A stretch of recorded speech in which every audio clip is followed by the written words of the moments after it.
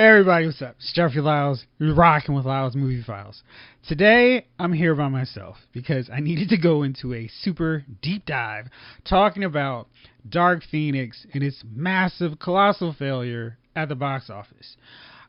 If you've listened to my show before, if you've read my website, LylesMovieFiles.com, you know I am a huge, massive X-Men fan, and I will go to war arguing that Dark Phoenix is the greatest in-continuity comic book story ever. And basically, there's a simple reason for that. Dark Phoenix is the culmination of a story that starts in the X-Men 101 through 108, and then picks back up in X-Men 129 through 138. So that's a span of a long slew of issues, right? And it is so well done. It tells basically the rise of Jean Grey as she gets changed and adapted and evolves into this super ultra powerful being, the Phoenix, and how her new massive power affects the other new X-Men. So that's Cyclops, Storm, Wolverine, Colossus, Nightcrawler, and Banshee. For my money, the absolute best X-Men team ever, maybe the best superhero team ever set up. So I just broke it down. It's 15 issues of the Phoenix Saga. And for some reason, 20th Century Fox decided, you know what we can do? We can tell a story that was spread out over 15 issues in 2 hours. And the crazy thing, the thing that just irritates me so much with these films, both X-Men Last Stand and Dark Phoenix, is they just try to shortchange and jump ahead. Like, in both films, the one right before it teases, hints that, hey, Jean magically stumbled onto this Phoenix Force and now she's going to get corrupted and become a super villain. And that's just not how it is in the comic book. I mean, the comic is amazing. Like, it's so good. The X-Men go off to space. I'm sorry, they don't go off to space. They get kidnapped and attacked by Sentinels, and 3 of them are taken aboard this space shuttle, and they fight Stephen Lang, who's this super mutant bigot, and he wants to wipe the planet of the mutant population with his mutant killing robots, the Sentinels. And the rest of the X-Men go into space to rescue their teammates, Nightcrawler, Wolverine, and Jean, and they battle these robot versions of the original X-Men, who are like, you guys are fake, you're liars, you screwed us over, you ruined the good name of the X-Men. And this X-Men team is still so young that they're like, wait, I thought we were friends. And it's so good because that squad of X-Men, Storm, Wolverine, Colossus, Banshee, Nightcrawler, they're still not used to working alongside each other. And they're trying to deal with the demands of Cyclops, who's like, these guys are not my friends. They're not my childhood friends that I grew up with and formed this great team of heroes for all these years. So they've already got this feeling of not matching up and not living up to the legacy of the X-Men, even though they're almost already better than them as a squad. They have more powers, a better set of powers, and just overall more powerful. So the X-Men managed to defeat Lang, but this space station is about to get destroyed, right? So they have to leave, and there's this big solar flare coming, and it's going to wipe out everything. And the one thing Dark Phoenix, the movie, gets right is that Jean goes, all right, I'll take care of this. I will figure out a way to help everybody. And yeah. And so she does that. But in the comic book, which Chris Claremont, Dave Cockrum started off working on, and then John Byrne later came on, Jean takes in the Phoenix Force, and she becomes the mega powerful Phoenix. And it's not this immediate process of her becoming this crazy, I'm going to kill everybody and I hate the X-Men. It's this gradual process. And it starts off where she's just tapping into this power that's so much greater than her normal abilities. And initially it's like, wow, okay, Jean, you've got some power now. And gradually she starts getting more and more comfortable with it, and she's doing these amazing, incredible things. Like they go to another side of the galaxy where they fight the Shi'ar Imperial Guard, and they get into this big throwdown with them. And in the X-Men, 6 of them at this point, but the Imperial Guard is like 20, 25 characters deep, and they're starting to beat the X-Men, right? And then they get thrown into this Mcron crystal, them alongside the Starjammers, and it's going to destroy the galaxy. And Jean uses her Phoenix powers along with her help from the X-Men to restore this crystal, save the universe, and make sure everything's okay. And in the interim, they land, they're back on Earth, and then they get into this next big massive brawl with Magneto. And then Beast and Phoenix get separated from them. And then it's Cyclops and his crew are trying to get back to Earth. Or I'm not back to Earth. They're trying to get back to New York and to figure out what happened and tell Professor X, hey, Jean and Beast are dead and we've got to make do. Meanwhile, Jean and Beast think that the rest of the X-Men are dead. And with only 2 X-Men, and Beast is basically an Avenger at this point, there's no more X-Men. So Professor X heads out, and the X-Men are basically disbanded. And over this period of time, Jean goes on vacation, this self-discovery trip.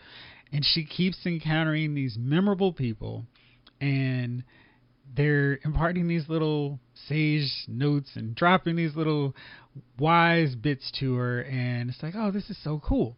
And she doesn't know, and we don't know at this point, that these random people that she's encountering are actually Jason Wingard, who is Mastermind from the original Brotherhood of Evil Mutants. And he is slowly working this long form manipulation, and we're going to see that paid off later. But again, this is something that takes a lot of time to develop and set up. It's not this immediate thing where it's this quick payoff. She has one conversation like we see in Dark Phoenix the movie, and all of a sudden she's like a superhero villain. So in the comic book, the next part, the X-Men get reunited, surprise, and they all come together and everything's great. Cyclops and Jean are reunited. The X-Men are back in full form and everything is great. But the Hellfire Club has decided now it's time. We're going to take out Professor Xavier's mutants. And this is the payoff of all that build up with Mastermind, who's got this illusion going so he can fit in with these more dignified Hellfire Club members. So they start this 2-pronged attack where they're going after 2 new mutants. One is Kitty Pryde, the other is Dazzler. So the X-Men split up to save these mutants, and it doesn't work out so well for a change. And the X-Men actually end up getting kidnapped, and then the X-Men find out that, hey, shoot, Jason Wingard's influence over Jean has come to a boiling point, and she turns on the X-Men, and she becomes their Black Queen. And it's so good because we see Cyclops has to fight. Cyclops has to have this duel for Jean's heart and mind with Mastermind. It's just really cool. It's a great saga. It's got maybe the best panel or the best showcase of Wolverine in his entire history, where he's fighting Leland, who has gravity control powers, and he sinks Wolverine to the floor because of his adamantium skeleton. And then Wolverine emerges from the sewer, and he's like, all right, bub, now it's my turn. It's the iconic Wolverine shot. And so then we start this payback, and the X-Men managed to beat the Hellfire Club with Jean's help. And it's like, whew, that was a rough one, guys. But the problem was Mastermind's influence, the Hellfire Club's influence, has shown Jean this darker side of herself. And even though they stopped the Hellfire Club, she's very intrigued by and wants to explore this darker nature. And so she goes off. And then Phoenix becomes Dark Phoenix. And she wipes the floor with the X-Men because they can't handle her power. And she goes off into space and she destroys a star. She just goes on this rampage. And it's like she's super evil at this point. She's just consumed with this lust for power. She's destroying things. And the X-Men are just sitting back like, yo, we can't beat her. And then Beast comes back to the fold, Angel comes back, and they're trying to figure out a way to stop her. And it's just like, we can't figure out a way to beat her. And then Jean returns, and she's kind of flipping in and out of being super Dark Phoenix and just Jean Grey. And the X-Men confront her. And it goes, and it's a great battle. It's back and forth. And they keep trying to, like, okay, can we do this? Can we really hurt this person that we love? And it's this great conflict, which I think Dark Phoenix, the movie, just completely undersells because they've never taken the time to, one, develop Jean as a character or this greater team dynamic in general. It's terrible. I'm going to go into the movie in a second, but I just want to sum up the greatness it is this comic book.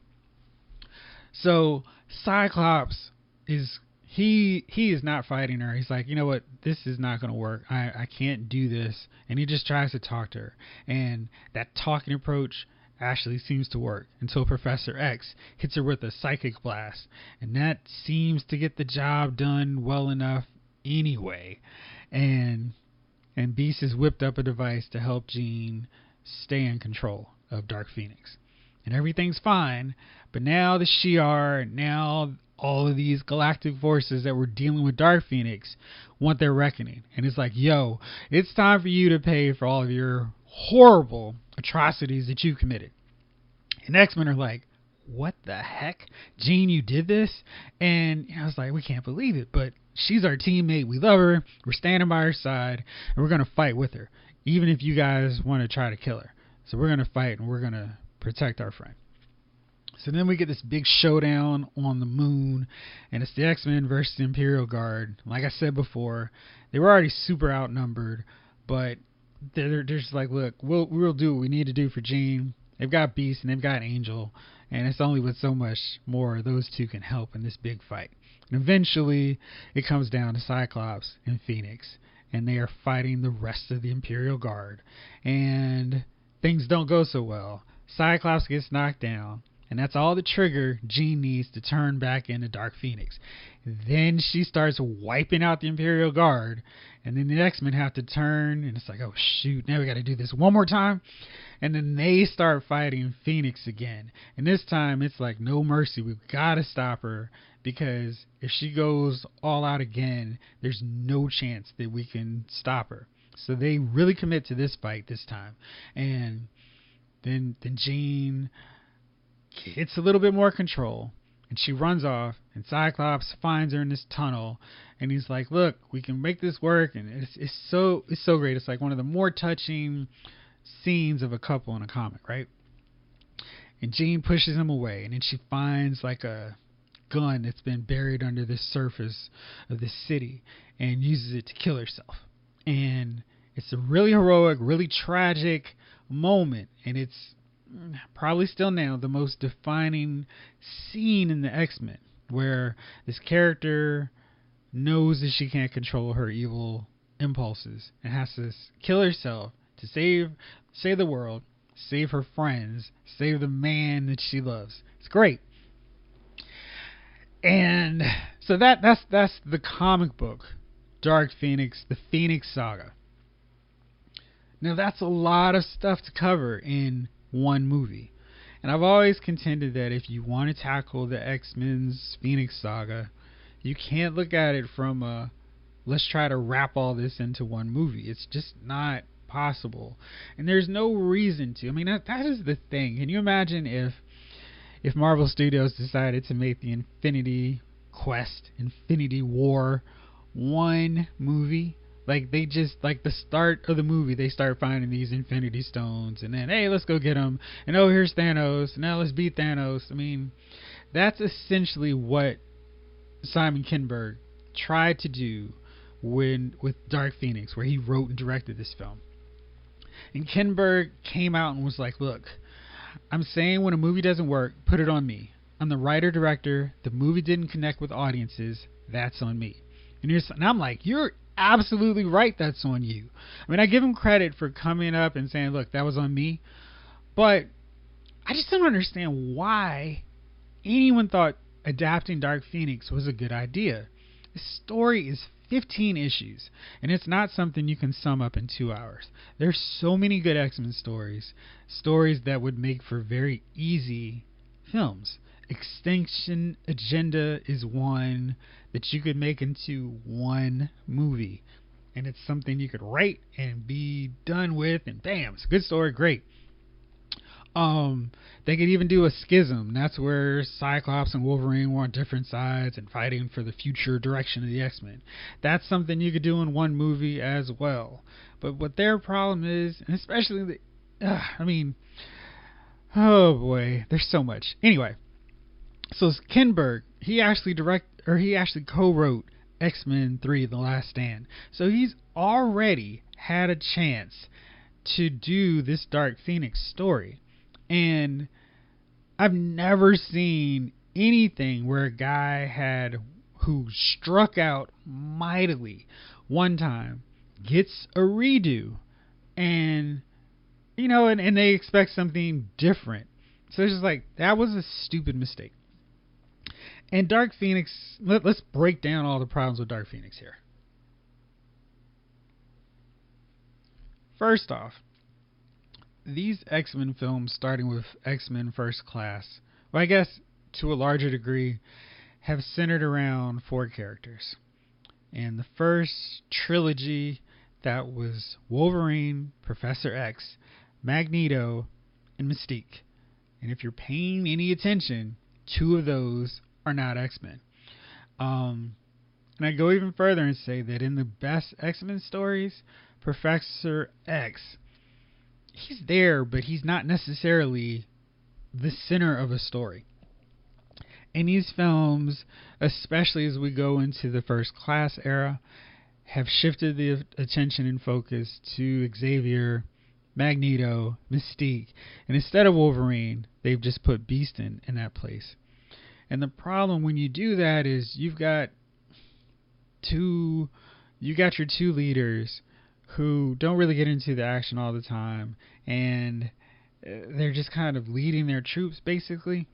And in all these X-Men First Class films, we've had that one go off Magneto moment, but that's not really Magneto's role in the larger X-Men universe, right? He's not always rallying everyone to come and fight alongside him to protect mutant kind. Sometimes he's just doing his own thing. And these X-Men films, biggest problem has always been they won't let go of the Magneto and Mystique crutch. And those characters don't mean anything to the Dark Phoenix saga. But because we've thrown them in there and we've made them such key figures in this trilogy and the trilogy before that, there has to be some payoff and resolution with those characters. And Professor X is just there, and it's like, well, okay. And Beast is basically a non-factor in Dark Phoenix as well.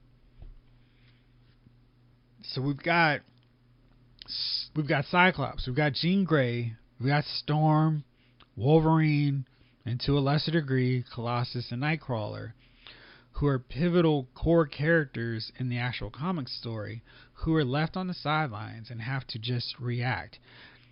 X-Men Apocalypse really should have used that movie was the one. If they were like, well, let's do Dark Phoenix, that's the film they should have transitioned from, keeping the focus on Magneto, Beast, Mystique, Professor X, and shifted to Cyclops and Jean.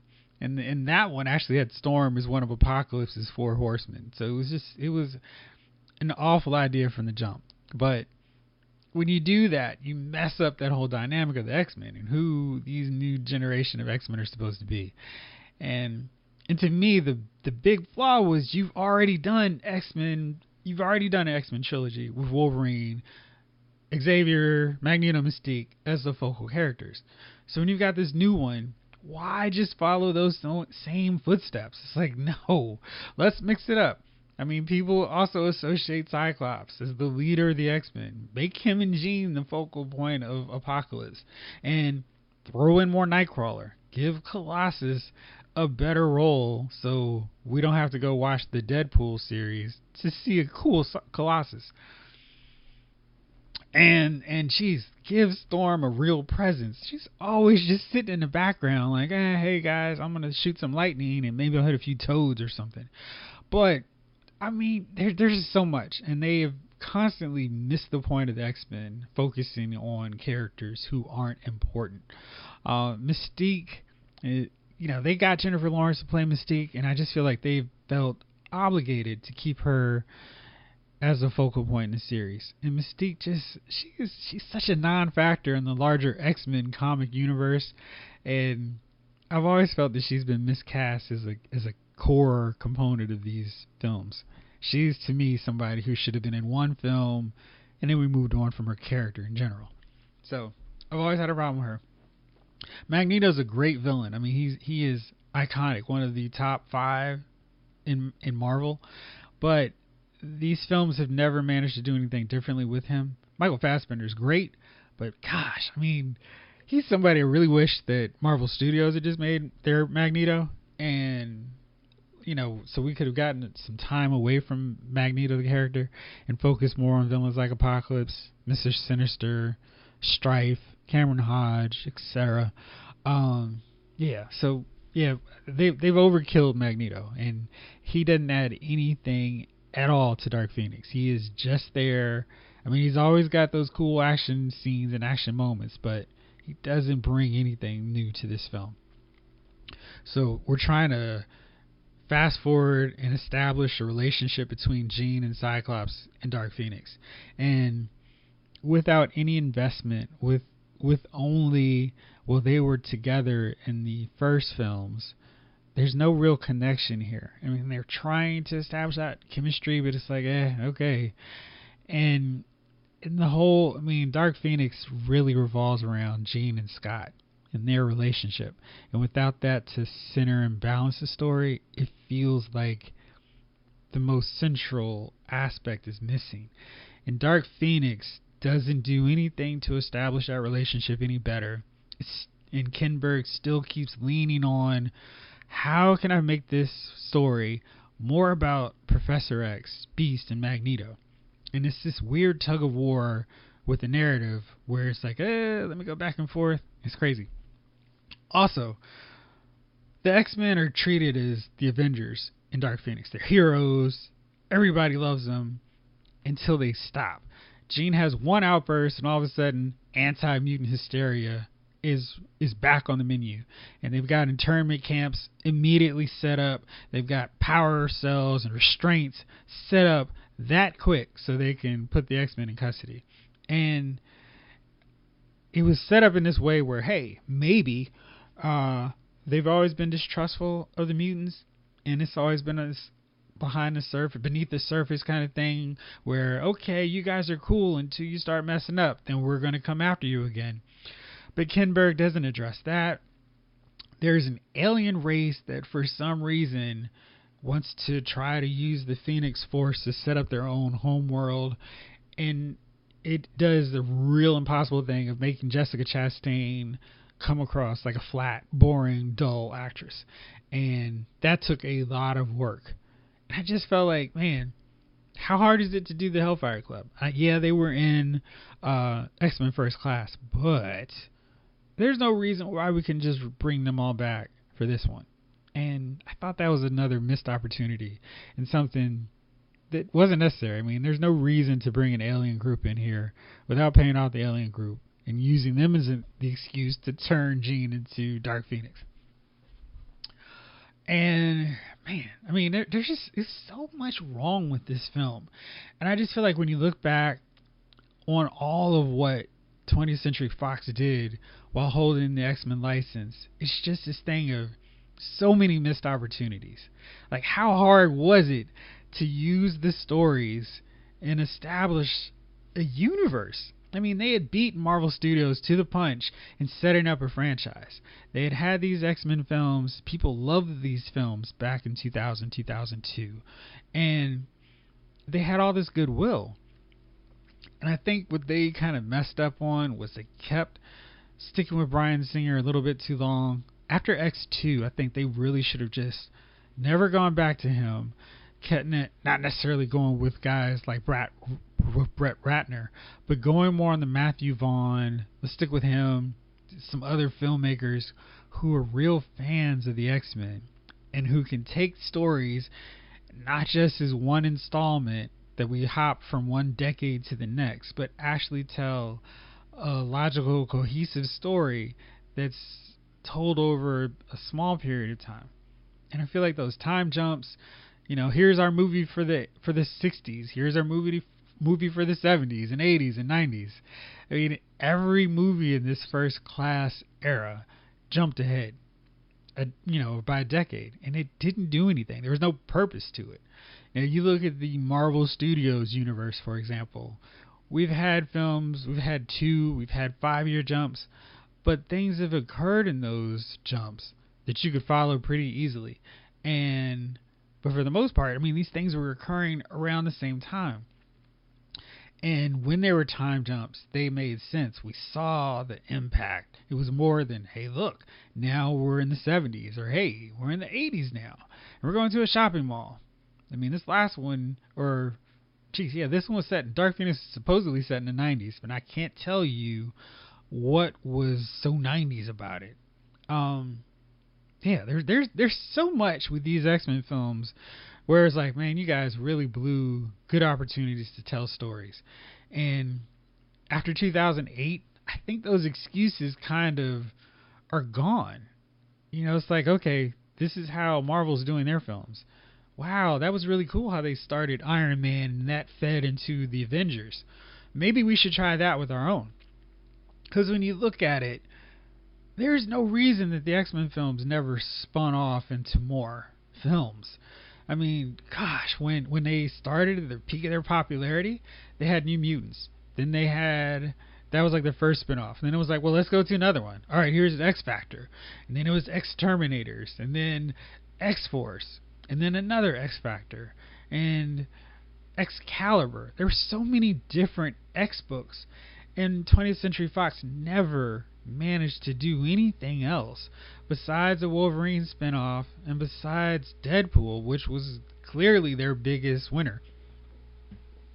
But had they taken any kind of approach of like, hey, let's build this universe up, we could have had an X Factor, X-Force, Excalibur, Generation X. And there's so many franchises that they just were like, let's just focus on Wolverine and Mystique and Magneto and Professor X. I think we're good here.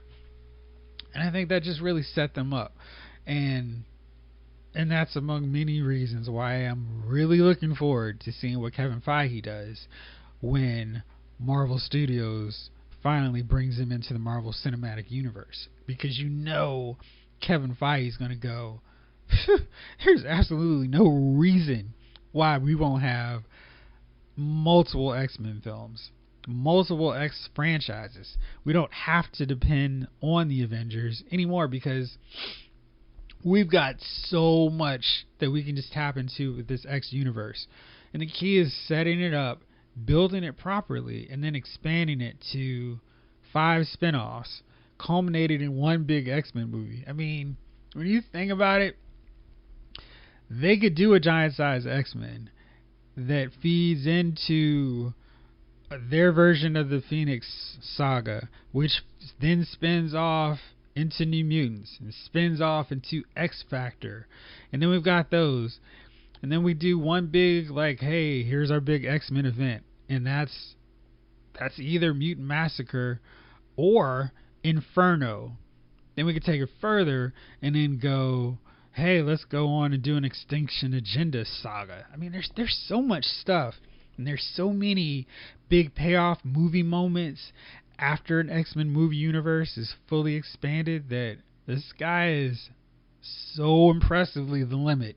And I can't wait to see what Kevin Feige does. And it's just a further indication of how bad Fox treated this property. I mean, they had a golden goose, and then we're just fine once it started crapping out copper and tin. It's like, okay, this is good enough. While we're getting our minds blown away by films like Civil War, Guardians of the Galaxy, Black Panther, Infinity War, and Avengers Endgame. The endgame for Dark Phoenix was a quickly smoldering pile of ashes that no one cared about because it wasn't going to burn any brighter. So that's my take on why Dark Phoenix failed.